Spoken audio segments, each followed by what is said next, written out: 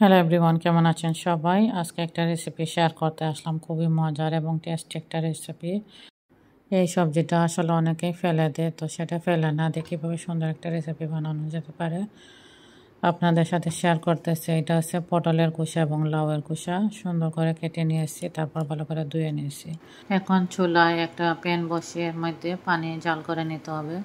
পানিটা যখন জাল হয়ে যাবে তখন আমি লাউয়ের কুসা এবং পটলের কুসা দিয়ে দেব সিদ্ধ হওয়ার জন্য, এবং সেটাকে সুন্দর করে সিদ্ধ করে নেব। সামান্য পরিমাণ লবণ দেব সিদ্ধ হওয়ার জন্য, এবং একটু নেড়ে ছেড়ে দেব যাতে সবজি সিদ্ধ হয় ভালো করে। তো একটু লবণ দিয়ে দিলাম।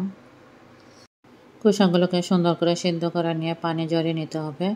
তারপর চুলায় একটা প্যান বসিয়ে তাতে তেল দিয়ে, সরিষার তেল দিয়ে, এর মধ্যে পেঁয়াজ কুচি, রসুন এবং কাঁচামরিচ দিয়ে একটু হালকা করে ভেজে নিতে হবে, এবং বেশি লাল করে ভাজা যাবে না, একটু হালকা করে ভেজে নিলে হবে।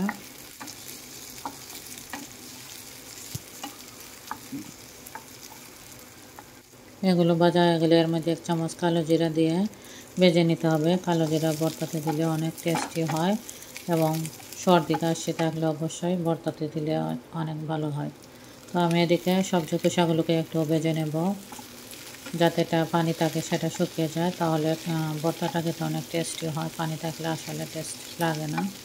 একটু ভালো করে ভেজে নিয়ে পানিটা শুকিয়ে নিতে হবে প্যানের মধ্যে,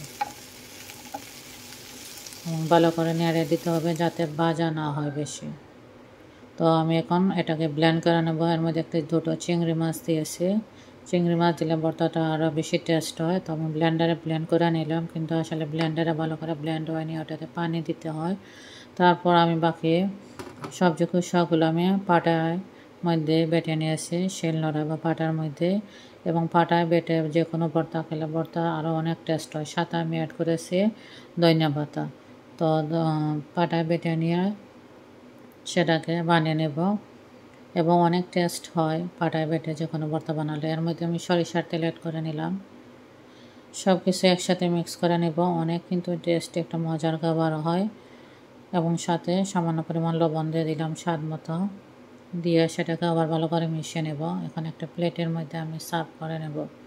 তো সুন্দর করে আমি সেটাকে পরিবেশন করে নিলাম, কিন্তু খাওয়ার পর আমার কাছে মনে হয়েছে যে এটাতে একটু পানি পানি রয়ে গেছে। সাথে সেটাকে আমি আবার হালকা করে প্যানের মধ্যে তেল দিয়ে ভেজে নেব। ভর্তার মধ্যে যে পানিটা থাকে সেটা এভাবে প্যানের মধ্যে ভালো করে নেড়ে চেড়ে দিয়ে শুকিয়ে নিতে হবে, তাহলে আরও অনেক টেস্ট হয় ভর্তাটা খেতে।